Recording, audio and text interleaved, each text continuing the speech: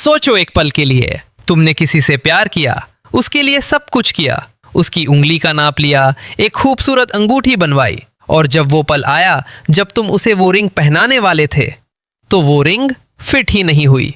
बस नहीं हुई। उसकी उंगली का नाप था, रिंग उसी के लिए बनी थी, फिर भी नहीं हुई। अब तुम सोचोगे, यार ये कैसे हो सकता है, नाप लिया था ना, तो फिर क्या गड़बड़ हो गई। लेकिन रुको, क्योंकि असली बात वो नहीं है जो तुम सोच रहे हो। असली बात तो उस रिंग के पीछे छुपी है। उस रिंग की एक कहानी है, एक राज है। और वो राज जब सामने आया तो किसी की आंखें नम हो गईं, किसी का दिल भर आया, और जो रिंग एक उंगली पर फिट नहीं हुई, वो दिल में उतर गई। जी हाँ, टम से टम तक की वो सीन जहां आर्या अनु को रिंग पहनाने की कोशिश करता है और रिंग फिट नहीं होती। वो सीन सिर्फ एक रोमांटिक मोमेंट नहीं था, वो सीन एक पूरी जिंदगी की कहानी था। एक माँ का प्यार था, एक बेटी की याद थी, और एक नई बेटी का स्वागत था। तो अगर तुमने वो सीन देखा और सिर्फ यही सोचा कि अरे रिंग फिट नहीं हुई, तो दोस्त तुमने आधी कहानी मिस कर दी। पूरी कहानी आज हम यहाँ बताएंगे, और यकीन मानो जब तुम पूरी बात सुनोगे तो तुम्हारा दिल भी भर आएगा। तुम से तुम तक एक ऐसी कहानी है जो दिल को छू लेती है। इसमें आर्या और अनु की लव स्टोरी है, लेकिन ये लव स्टोरी सिर्फ दो लोगों के बीच नहीं है। इसमें दो परिवार हैं, दो दुनियाएं हैं, और बहुत सारी यादें हैं जो इस कहानी को और गहरा बनाती हैं। आर्या एक ऐसा इंसान है जो प्यार में बहुत केयरफुल है। वो हर छोटी बात का ख्याल रखता है, यही उसकी पहचान है। और इसी पहचान को तुमने उस सीन में देखा जब उसने अनु की उंगली का नाप लेकर रिंग बनवाई थी। ये कोई छोटी बात नहीं थी। जब कोई तुम्हारी उंगली का नाप लेकर रिंग बनवाए तो समझो कि उसने तुम्हारे लिए सोचा है, तुम्हारे लिए वक्त निकाला है, तुम्हारे लिए मेहनत की है।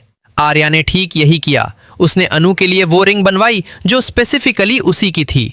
लेकिन जब एंगेजमेंट का वो खूबसूरत पल आया, जब सब लोग खुश थे, माहौल में खुशी थी, गाने की आवाजें थीं, तभी कुछ ऐसा हुआ जिसकी किसी ने उम्मीद नहीं की थी। रिंग फिट नहीं हुई। बस यही दो शब्द और पूरा माहौल बदल गया।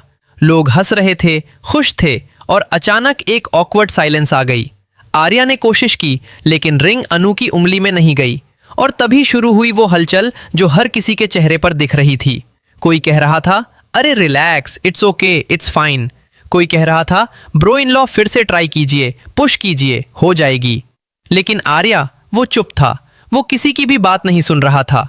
उसके लिए उस वक्त सिर्फ एक बात मैटर करती थी, और वो ये थी कि अनु को तकलीफ ना हो।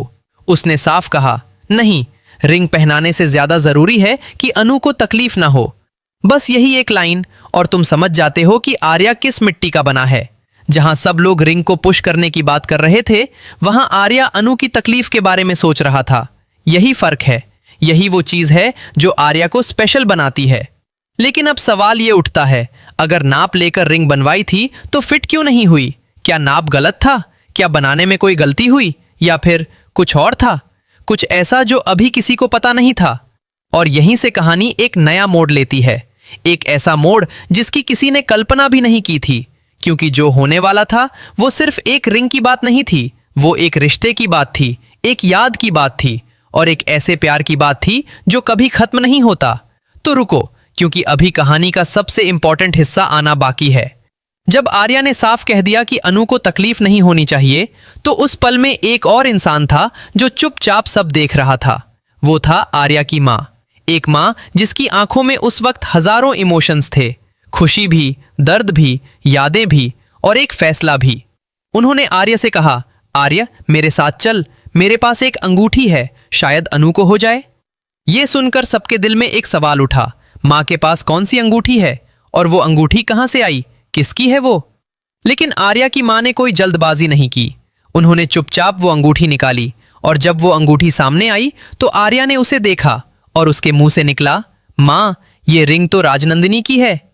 राजनंदिनी, एक नाम, एक याद, एक दर्द। राजनंदिनी कौन थी? वो आर्या के घर की बेटी थी, एक ऐसी लड़की जो इस परिवार का हिस्सा थी, जिसे इस घर में प्यार मिला था, जिसकी यादें इस घर की दीवारों में बसी थीं।